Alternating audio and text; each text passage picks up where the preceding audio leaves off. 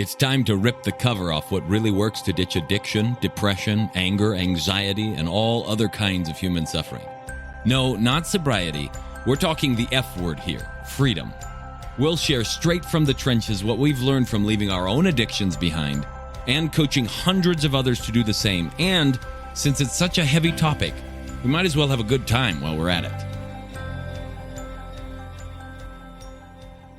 There's an old Zen story of two monks who are traveling. One monk is the master, and the other is the student and disciple.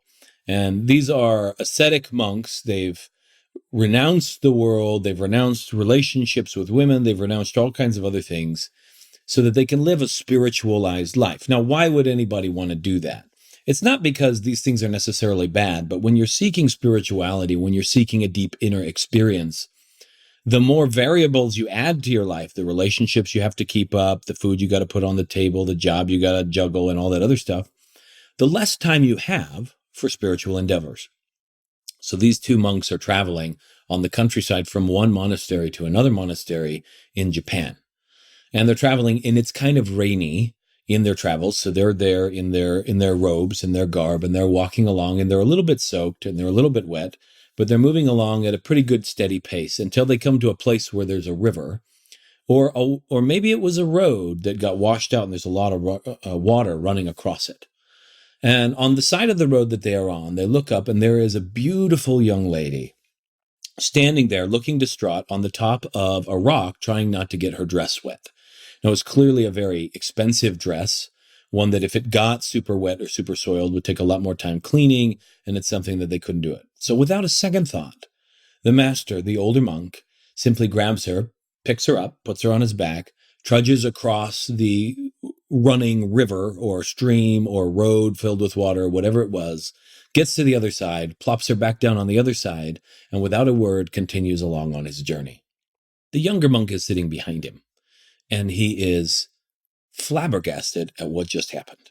These monks have made a vow not to touch a woman, not to think about a woman, not to get near a woman, not to interact with him in any way, among all of their other vows.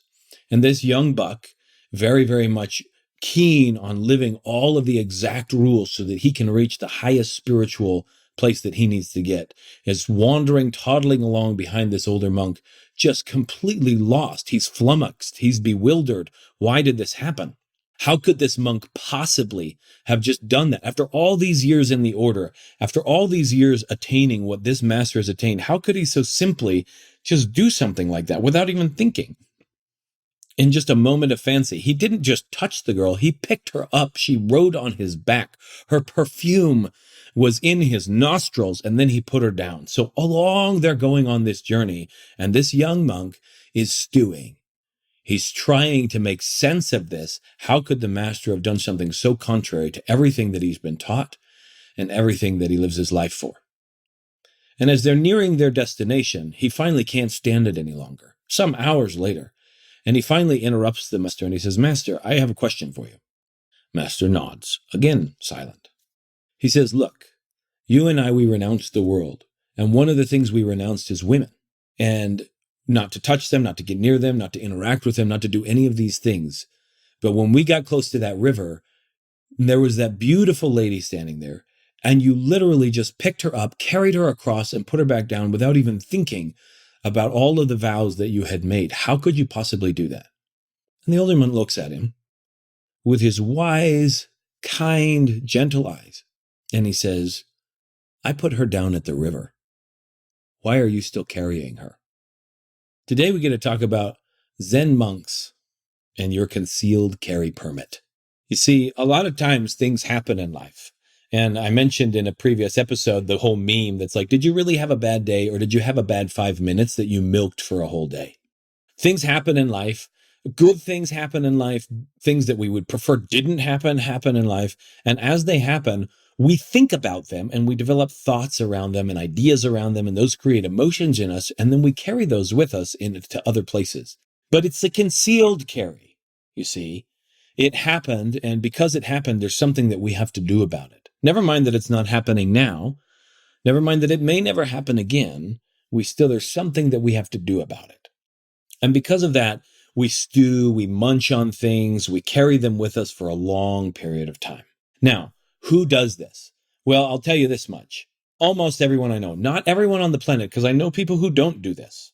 There is a man by the name of Sadhguru Jaggi Vasudev, and I've met him. And he is a man who, when he meets you, he just treats you as you are that day, that moment. If today you're miserable, he will treat you as he needs to treat someone who's miserable. If the next day you are exuberant, he will treat you as he would treat anybody who's exuberant. And he doesn't expect you to be that way in the next moment, in the next 10 minutes, in the next day. Just however you are, that's how he treats you. This is a rare quality. It would be nice if everyone could be this way, because there would be fewer expectations, fewer broken hearts, fewer emotional turmoils on the planet, because of all the expectations we have about the way things should go. And these expectations, which we need to expectorate, meaning cough up and get out of your pectorals or your chest, these expectations are the things that are usually at the root of this. The way the world is, the way it's supposed to go, and everything's supposed to go for me to be happy. If it doesn't go that way, therein lies my suffering and all the stuff that I carry. So I've seen children do this. We have 6 kids at home. Little one is 4. He just turned 4. And the older one is 13. And they will carry something. Like, I love it when my older 2 boys fight because it's the funniest thing in the world. One, they exaggerate like nobody's business. Mister's trying to kill me is something I often hear, just like any teenager would exaggerate. And I sometimes have to sit there and ask him, did you actually see him attempting to end your life? And no, he was just like, doing a mean face at. But the thing is, the thought, he's trying to kill me, has caused a cascade chain of a nuclear reaction inside of this kid's cranium, to the point where his chemistry is off, his whole body feels like he's being attacked, and like he has to retaliate, and then he goes and punches a hole in the wall, or kicks the door, or like shoves his brother, or whacks him with a stick.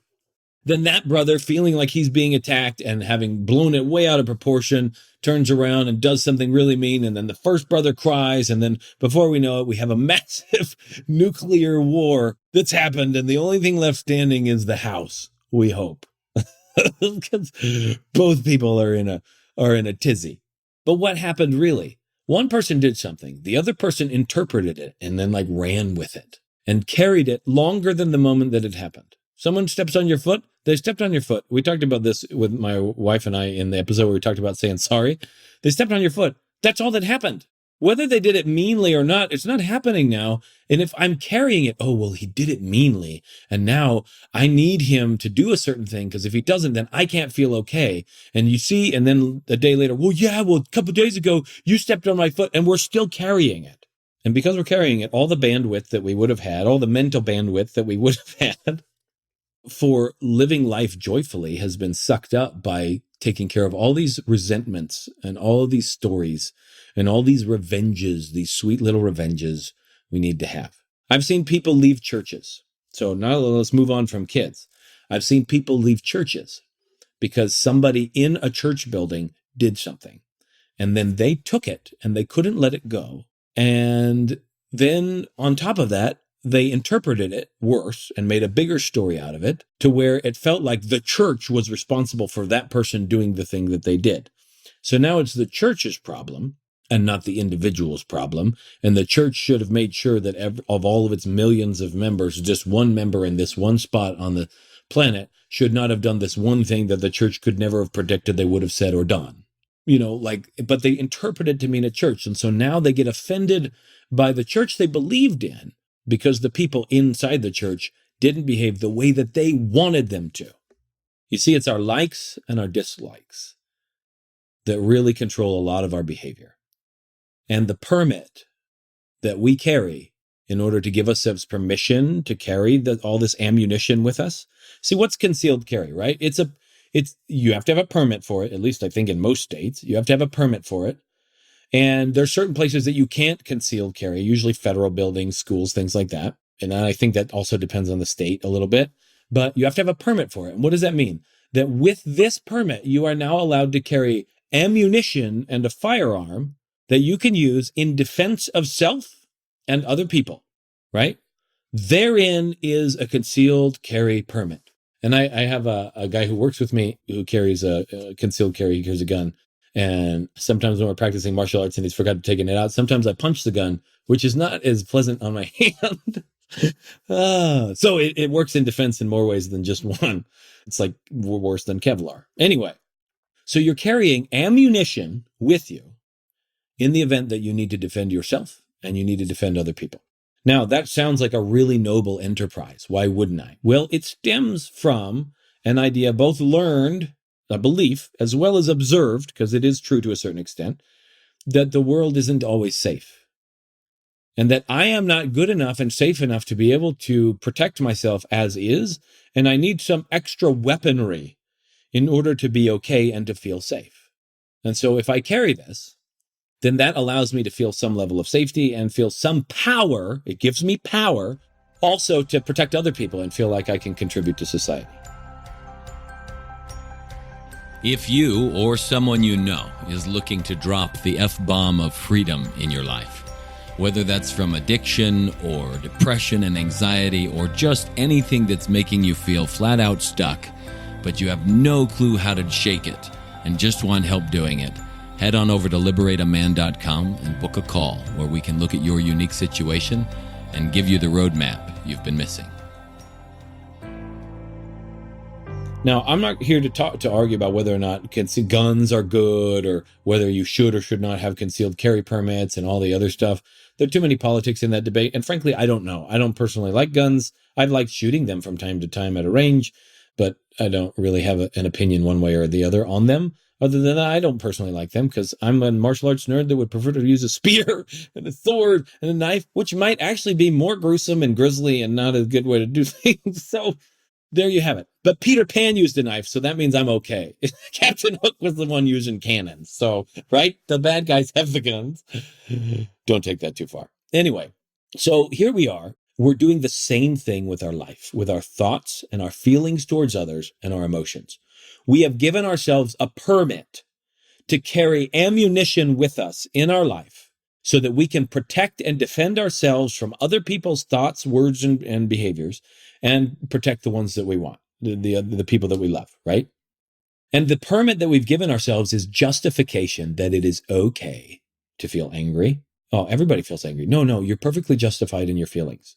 It's okay to feel sadness and grief and mourning. It's okay to feel frustration. It's okay to feel all these things. I am not here to tell you it's not okay to have feelings. If you're having a feeling, it's happening. Calling it okay or not okay is worthless. It's not a useful thing to do. Who cares if it's okay to have a feeling? If you're having the feeling, what would you like to do with it? And if you have a choice between feeling joy and peace and happiness or feeling anger, which would you choose? If the choice was legitimately yours and you could have whichever one you chose in the moment you chose it, which would you choose? There's not a sane person on the planet that would choose anger except in jest. They'd be like, no, I'd choose anger. It feels good. If you really know what joy feels like, you'd choose joy every time. Pleasure, pleasantness versus misery. You would choose joy every time. But we've told ourselves, no, it's okay. And what we mean by okay is not, it's okay that these things show up. They're showing up, okay? Perfectly normal. Your body's designed to respond this way to the thoughts in your head. But what we mean by okay is it's okay to continue to carry that for a while. It's in fact healthy for you to mourn and to grieve. And this isn't a mental health, like this would be a totally different discussion, okay? So keep this in context, okay? Really keep it in context, right? Mourning is one way to allow an emotion to pass through you and leave. It's not a way of holding on to an emotion. So be careful with that, okay? But we're saying it's okay to feel angry. It's okay to do these things, meaning I give you permission to hold on to it because that guy did something that you don't like. And because you don't like it and the world isn't happening the way you want it to do, or as a society collectively, we've decided as the United Nations that certain countries shouldn't have this many nuclear weapons. And because they do now, we're not okay and we need to react in a certain way. And I'm not talking about wisdom here, but the feeling and the emotion behind it we carry around. And so now somebody did something to me in my life and I walk into an environment like let's use a domestic example here. Okay.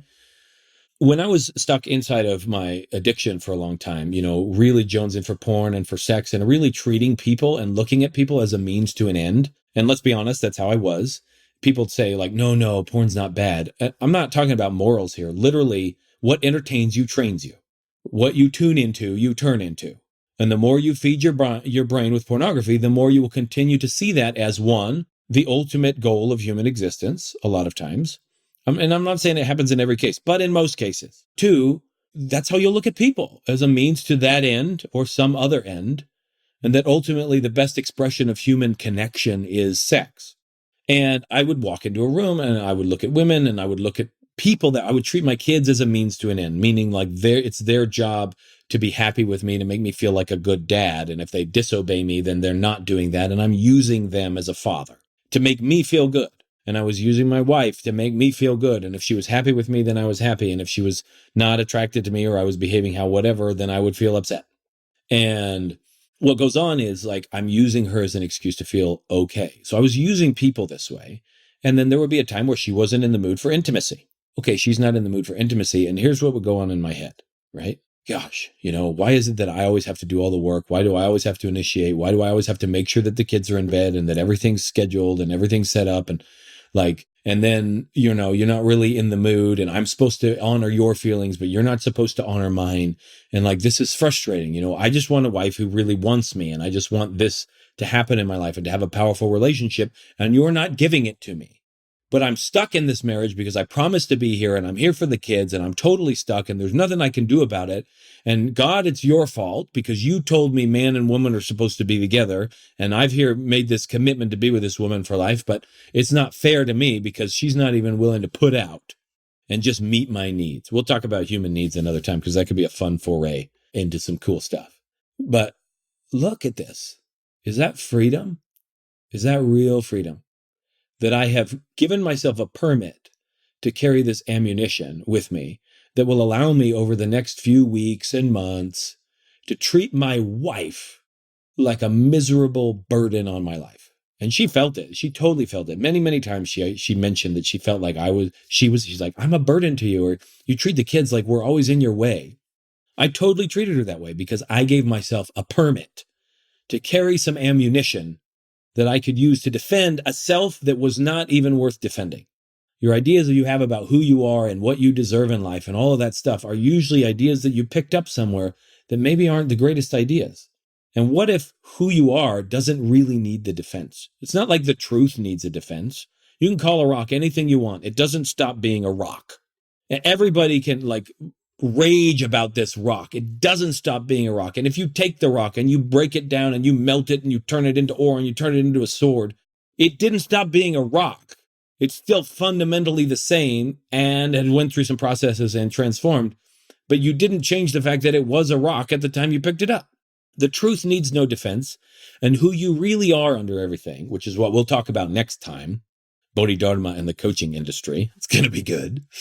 But who you really are under everything doesn't need defense. Neither does anyone else. Unless we're talking about physical danger, nuclear weapons could present a physical threat, right?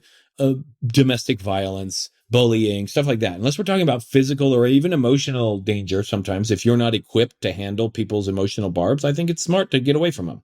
But beyond that, you don't really need a defense, nor do you need to give yourself permission to carry all of this ammunition with which to shoot people who you feel are attacking you when in fact the attack was mostly perceived by you.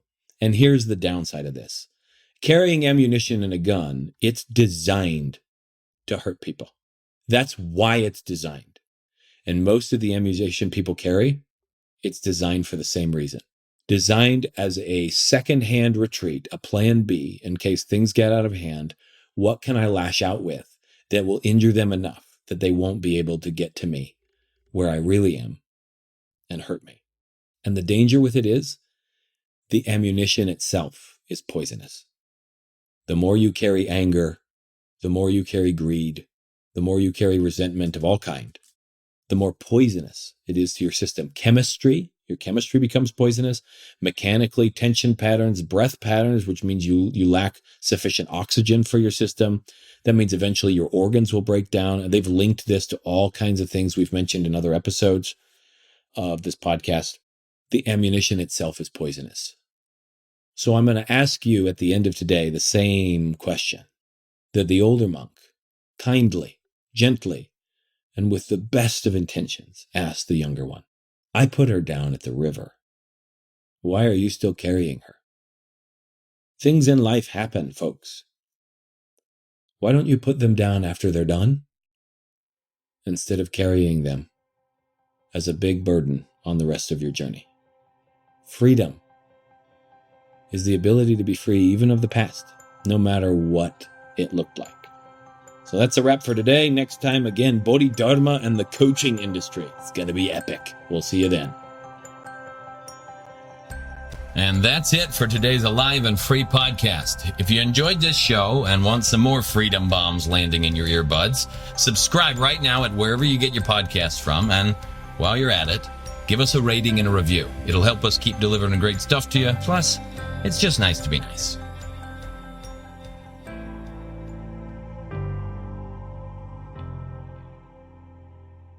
This is thepodcastfactory.com.